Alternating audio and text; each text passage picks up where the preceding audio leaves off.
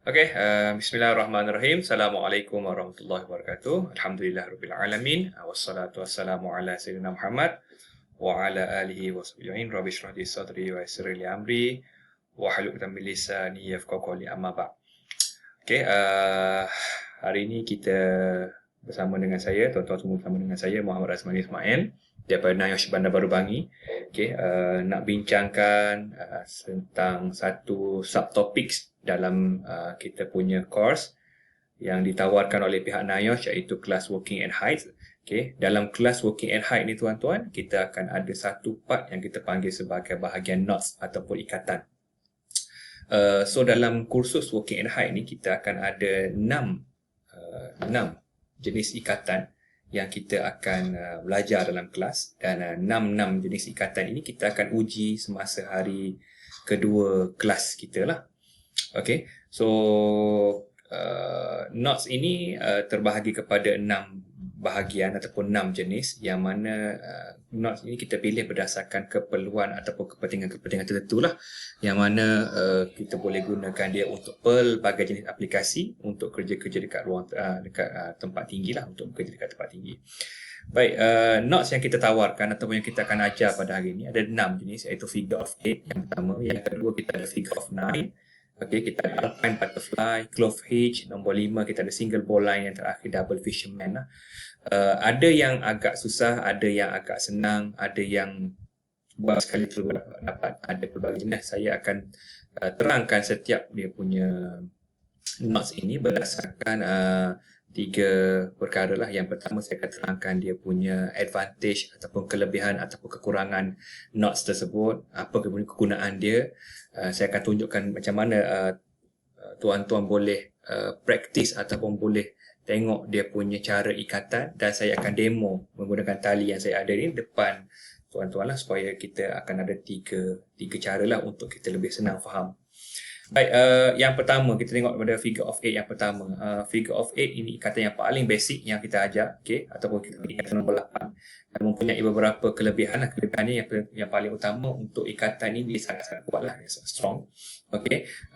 Mudah untuk kita ikat dan mudah untuk kita hantar lah. Ataupun nak ikat dan kita nak longgarkan balik tu mudah. Ada 2 jenis kaedah untuk kita ikat, sama ada kita buat figure 8 on a bike, kita buat simpulan terus daripada kita punya tali ini, ataupun kita boleh menggunakan secara follow through. Boleh gunakan juga figure of 8 ini untuk membuat untuk menyambungkan objek. Tengah-tengah tali nak sambung objek, kita boleh gunakan figure of 8 untuk buat ikatan tersebut lah. Kelemahan untuk figure of 8 ini ialah dari segi kemampuan untuk menjerut ataupun jam.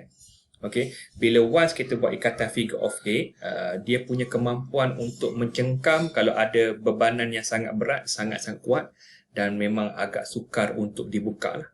Apa kegunaan kita punya figure of 8? Boleh digunakan untuk, yang pertama, boleh gunakan untuk mengikat ataupun untuk menyediakan anchor lah. Kita nak buat lifeline dekat atas untuk panjat dan sebagainya, you can gunakan anchor untuk menyambungkan lifeline. Kita boleh gunakan figure of 8. Boleh gunakan figure of 8 untuk tujuan rescue, untuk apa-apa tujuan ataupun apa kerja yang untuk menerima bebanan, untuk mengangkat, menurunkan, dan kadang-kadang untuk mengapungkan hoisting ataupun memegang sesuatu load pada ketinggian tertentu lah.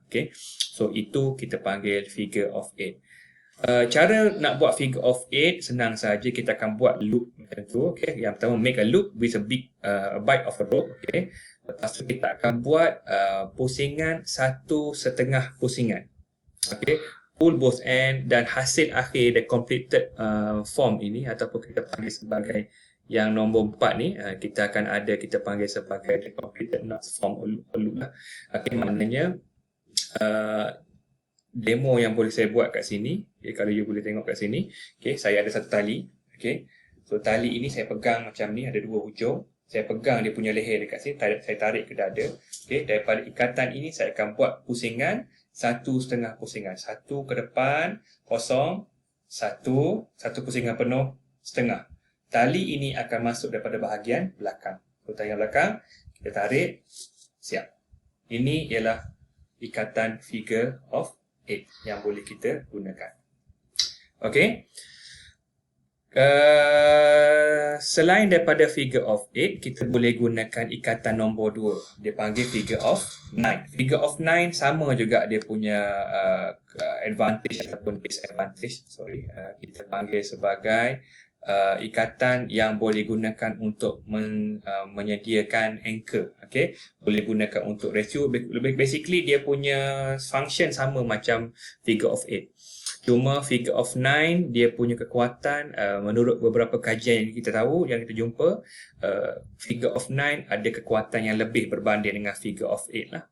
Dan pada bebanan ataupun pada tekanan ataupun kalau ditetapkan sebarang bebanan yang tinggi, tidak ada kemungkinan untuk jam lah compare dengan figure of 8. Sebab figure of 8 kalau kita tarik dia kuat, dia akan jam dekat kita punya knot, susah kita nak buka.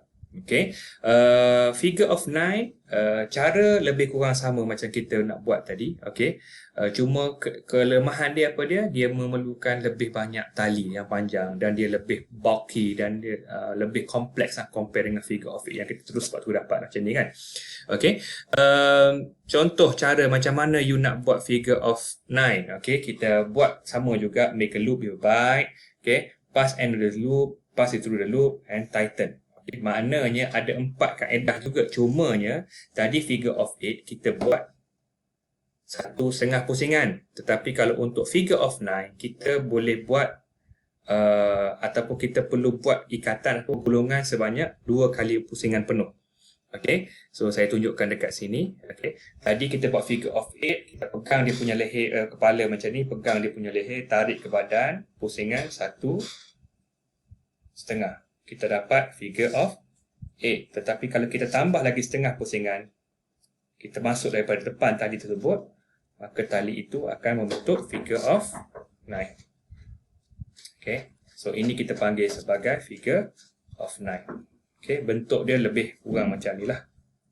Alright, so ini ialah figure of 9. Okay, function lebih kurang sama macam kita punya figure of 8.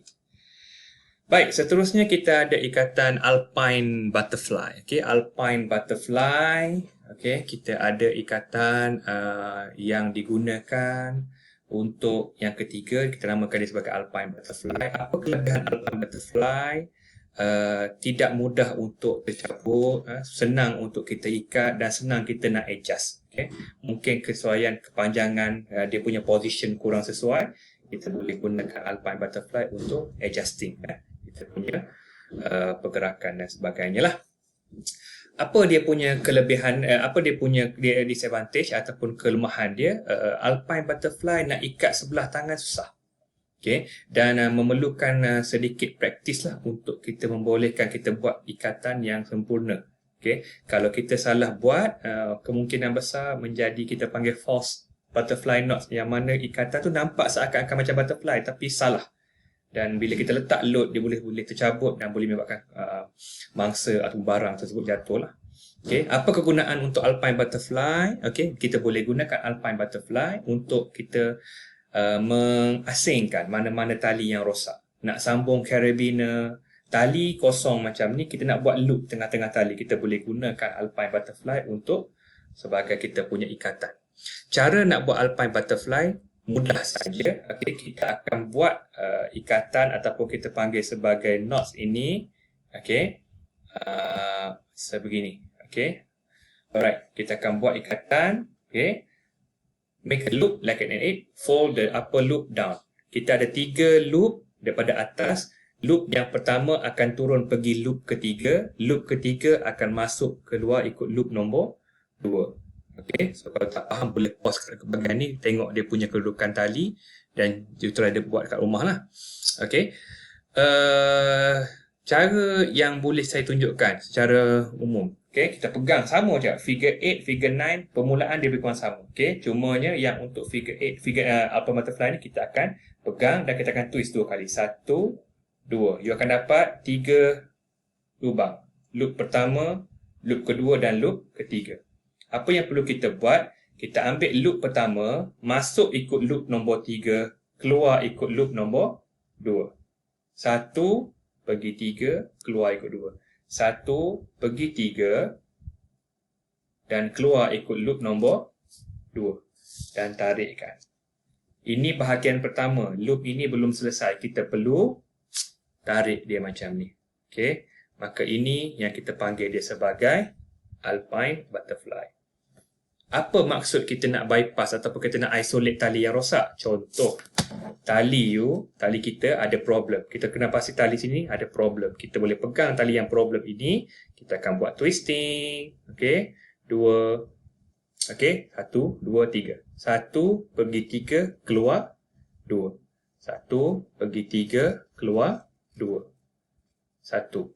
Siap. So, tali yang rosak akan berada dekat bahagian atas. Alright. Itu merupakan ikatan yang ketiga. Baik. Untuk yang 3 lagi, saya akan buat video yang nombor 2 sekejap lagi. Okey. Terima kasih. Assalamualaikum warahmatullahi wabarakatuh.